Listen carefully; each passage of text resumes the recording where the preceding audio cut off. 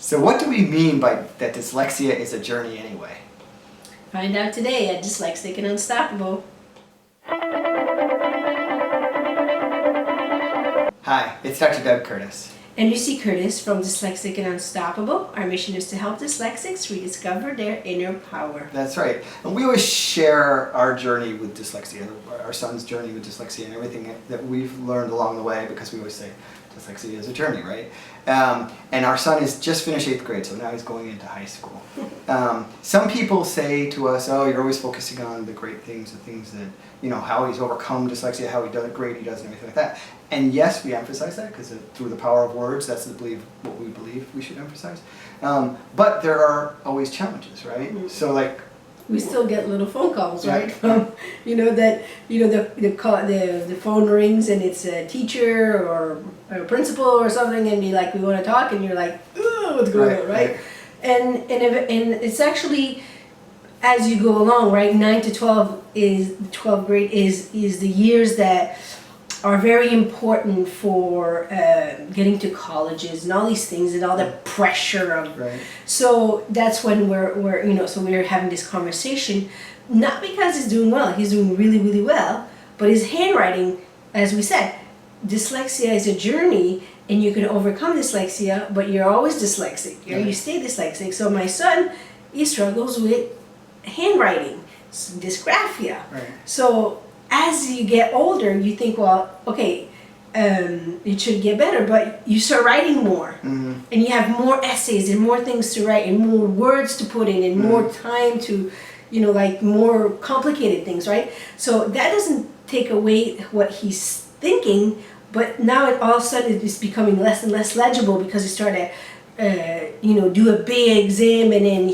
all these ideas are trying to write. So again, some things re-show it themselves that, like we have to readdress, right? So now all these computer accommodations, I'm trying to find the word, accommodations are getting put in place because they realize, they're like, hey, we love him, he's great, he's doing well, but we want him to have the best experience in high school as possible, so we want to offer you that.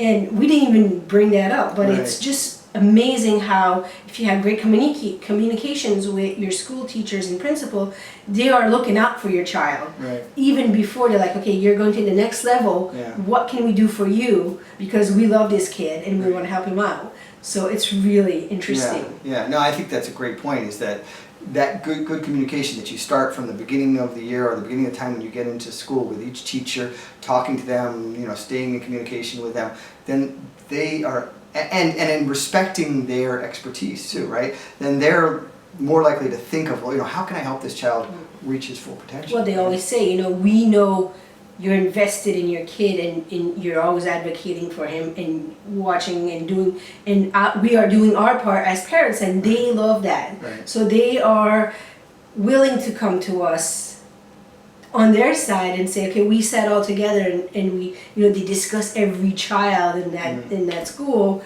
and they're like, okay, what does he need to be the best Felix Alexander he can be? Work a little bit more on speech, and a little bit more on getting computer accommodations. And I think that is incredibly amazing to be in an environment like that. But we have nurtured that from the beginning, because we've showed our investment, our involvement, our positivity, our willingness to listen, and our willingness to work together. And they feel that they're empowered also on their side. They're empowered by us, because they know that they can come to us and they actually want to help us even more. Right, exactly. So just another example of how great communication with the school can help your child a lot. Let us know what you think. Leave us a comment below and visit us at Dyslexic and Unstoppable.